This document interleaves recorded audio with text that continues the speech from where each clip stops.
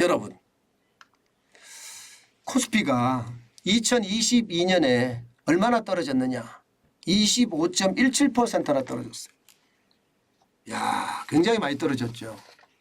거의 역대급입니다. 역대급. 웬만한 위기 때 이렇게 떨어지지 않는데 역대급으로 떨어졌습니다. 예. 이것은 어쩌면 말입니다. 너무 많이 올랐기 때문에 또 너무 많이 떨어졌다. 이렇게 예상할 수가 있어요. 또 여기에서 우리가 속으면 안 되는 게 하나 있는 게 돈을 많이 풀었잖아요. 예. 유동성을 장난 아니게 풀었잖아요. 그러다 보니까 그 유동성이 어디로 갔습니까? 그 유동성이 소비로 가고 또 투자로 가고 이래야 되는데 투자도 직접 투자 말입니다. 자산시장으로 들어온 거예요. 예, 부동산 시장에 들어가고 집값 올렸죠.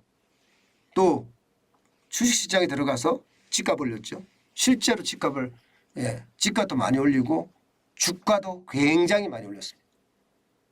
그러다 보니까 이게 이제 너무 많이 올라간가 봐요.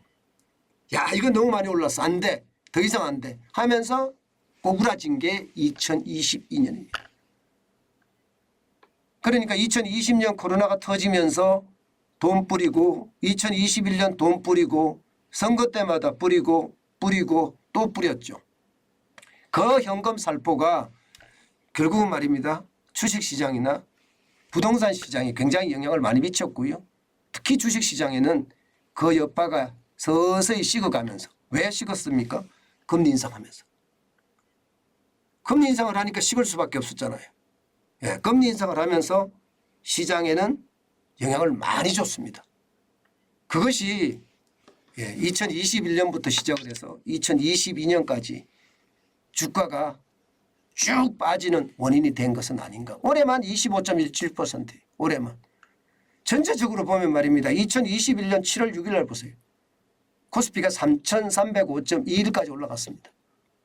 그러다가 말입니다.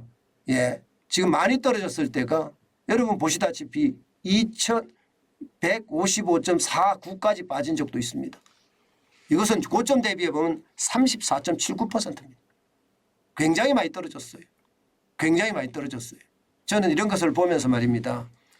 예, 시장의 어떤 변화가 얼마나 컸는지 저는 보여주는 단적인 지표라고 생각합니다. 시장 자체의 변화는요, 여러분 2021년까지 주가는 쭉 끝간데 모르고 올라갔습니다. 그러다가 무너지기 시작한 것은 결국은 금리 인상이거든요. 금리 인상이 영향을 엄청나게 많이 미쳤습니다. 사실 따라 떨어진 시점을 보면 2022년 1월 27일 보세요. 2614.49까지 빠졌잖아요. 그죠? 3305.21에서 2614.49까지 빠졌으니까 20.89%가 그대로 빠진 거예요. 그러다가 1월 27일 이후로 7월 6일까지 또 쭉 빠지기 시작해요. 2292.01까지 빠졌으니까 말입니다. 이때가 30.65%가 빠졌었거든요. 고점 대비해서. 그리고 또 빠지기 시작하더니 이게 9월 30일에 2155.49 34.79%까지 빠졌죠. 진짜 많이 빠졌죠. 그런데 2022년 12월 29일 마감을 보세요. 2236.40으로 마감했습니다. 또 얼마나 더 떨어질런지 이거 아무도 모릅니다. 또 얼마나 더 떨어질런지. 물론 대주주에 대한 과세 그 기준이 이게 바뀌지 않았습니다. 그래서 많은 사람들이 팔아서 아마도 1월에는 랠리가 있지 않을까 뭐 이렇게 예상하시는 분들도 꽤나 있습니다. 그렇지만 기업들이 실적을 만약에 받쳐주지 못한다면요. 쉽지 않을 겁니다. 쉽지 않을 겁니다. 당장은 대주주 어떤 기준에 이게 들어가서 세금을 폭탄 맞는 것 때문에 많이 팔았지만 그게 아마 1월 초에는 영향을 미칠 거예요. 미치겠지만 그 이후로 실적이 이제 바탕을 둬야 되는데 게다가 금리도 1월 13일 날 올리잖아요. 쉽지 않아 보입니다. 올해 코스닥은요, 코스피나 코스닥 주식시장은요, 우리가 예의주시 진짜 해야 돼요. 예의주시 해야 됩니다. 왜냐하면 여기에 기회가 있거든요. 떨어지면 떨어지는 만큼 기회가 있거든요. 작년에도 지금 다른 나라들도 많이 떨어졌지만 우리나라도 이게 연초 첫 거래일 대비입니다. 그럼 첫 거래일 대비 종가 기준을 보면 23.70%가 떨어졌습니다. 코스피가. 코스닥은 33.29%가 빠졌고요. 미국 나스닥은 34.61%고요. 러시아야 뭐 많이 떨어질 수밖에 없겠죠. 40.81% 떨어졌으니까요. 우리도 굉장히 많이 떨어진 축에 들어갑니다. 중국 상하이 종합지수도 18.89%가 떨어졌습니다. 독일도 일본도 미국도 많이 빠졌고 미국 중에서는 다우산업지수 9.14% 떨어졌고요. 영국은 의외로 덜 떨어졌습니다. 0.56% 떨어지는데 그쳤습니다. 올라간 거 당연히 있습니다. 예, 인도도 올라갔고 아르헨티나도 올라갔고 터키도 올라가긴 했는데 이게 뭐 올라갔다고 해야 될지 터키 같은 경우는 보면 워낙 시장이 다 망가져 있으니까 우리가 뭐라고 이야기하기가 좀 그렇죠. 중요한 것은 우리가 어떻게 할 것인가의 문제인데 코스닥까지도 이렇게 34.30% 폭락을 했거든요. 그럼 계속해서 어떻게 될 건가 이거 한번 짐작을 해볼 수가 있습니다. 여러분 코스닥도 많이 떨어졌을 때 2020년 3월 19일에 428.35까지 떨어진 적도 있거든요. 이거를 감안해 보면 지금 679.29까지 빠졌다는 것은 여러분 우리가 굉장히 고민해야 될 부분 중에 하나다. 지금 679.29면요. 651.59 작년 10월 13일 날 기록했던 것 얼마 안 남았습니다. 얼마 안 남았어요. 그래서 시장을 저는 냉철히 보라고 자꾸 말씀을 드리는 거예요. 사실 이렇게 되면 올해 어떻게 될까요? 올해 어떻게 될까요는 뭐 주식시장의 핵심이 금리인데 금리 올릴 거예요. 미국은 2023년 2월 1일 날도 올릴 거고요.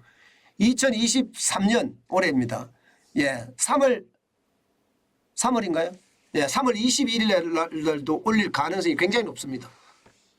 올릴 가능성이 굉장히 높습니다.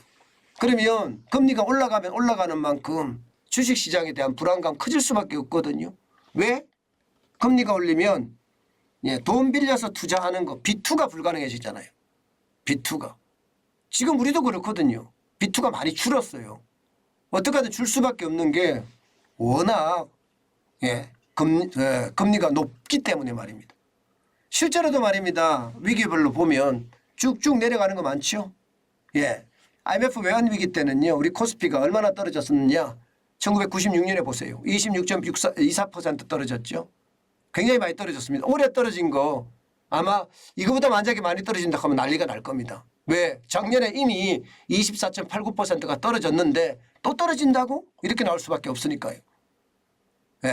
1997년에 42.21%가 빠졌고요. 닷컴 버블 붕괴 때 50.92%가 빠졌거든요. 글로벌 금융위기 때도 40.73%가 빠졌고요. 우리는 여기서 올해 어떻게 될 것인지 우리도 올해는 굉장히 고민을 많이 해야 되는 부분 중에 하나예요. 저는 여기서 제가 이 그래프를 여러분들에게 보여드리는 이유는요. 1996년에 26.24%가 떨어졌죠. 2022년에 24.89%가 떨어졌죠. 97년에 어떻게 됐습니까? IMF 때 42.21% 떨어졌습니다. 어떻게 될까요? 2023년. 떨어질 가능성이 있겠죠. 왜냐하면 기업 실적들이 계속 나빠지고 있으니까.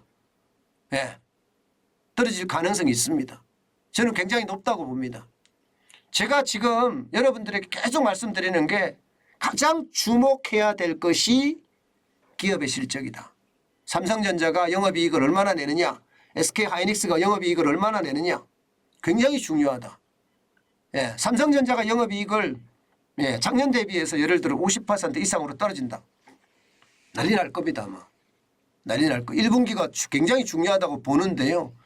1분기에 만약에 그렇게 떨어지면 그 충격파는 주식시장에 한꺼번에 몰릴 겁니다. 여러분도 알다시피 지금 수출이 계속 마이너스잖아요. 아직까지 수출 전체적인 흐름을 보면 이게 찾아들 기미가 안 보여요. 계속 늘어난단 말입니다. 그러면 1월, 2월, 3월 1분기가 만만치 않다. 1분기 실적이 발표되면 4월에 발표된단 말입니다. 그 전에 수출이 줄어드는 건 매월 나오겠죠. 그러면서 말입니다. 시장의 충격은 저는 커지지 않을까 그렇게 예상합니다. 기업의 실적이 예상보다 나쁘거든요. 예상보다 나쁩니다. 예, 게다가 삼성이나 LG의 실적이 죄송합니다. SK의 실적이 SK하이닉스가 실적이 예상보다 나빠도 너무 나쁘다 이렇게 나오면 아마 시장은 굉장히 위기감을 느낄 거다 이렇게 예상합니다. 여러분 시장 여러분도 한번 유심히 들여다봐야 되지만 요즘 같을 때는 반드시 현금을 쌓아놓고 있어야 되지 무조건 투자하면 안 됩니다. 제가 다시 한번 말씀을 드리지만 IMF 외환위기 때 1996년입니다. 이때 떨어진 게 주가가 26.24%가 96년은 뭐 IMF라는 이야기를 못 들어봤잖아요. 근데 이미 주식시장에서는 선반영이 됐던 거예요. 그리고 사실상 1998년이 가장 어려웠잖아요. 예, 1997년 10월 27일인가요? 이때부터 IMF 외환위기가 온다 왔다 뭐 이런 이야기를 했거든요. 근데 이때 떨어진 게 42.21%입니다. 저는 이것을 보시라는 겁니다. 올해 어떻게 될 것인가. 지금 상황이 IMF 때하고 굉장히 유사한 상황이 되지 않겠느냐. 이런 예측도 해봅니다. 물론 제가 상황에 따라서 여러분들의 계속 이게 시황 설명하듯이 경제에 대해서도 설명을 하겠지만 아마 97년처럼 경제가 나빠질까 솔직히 걱정 엄청 됩니다. 아마 여러분들도 지켜보시면 굉장히 좋을 것 같습니다.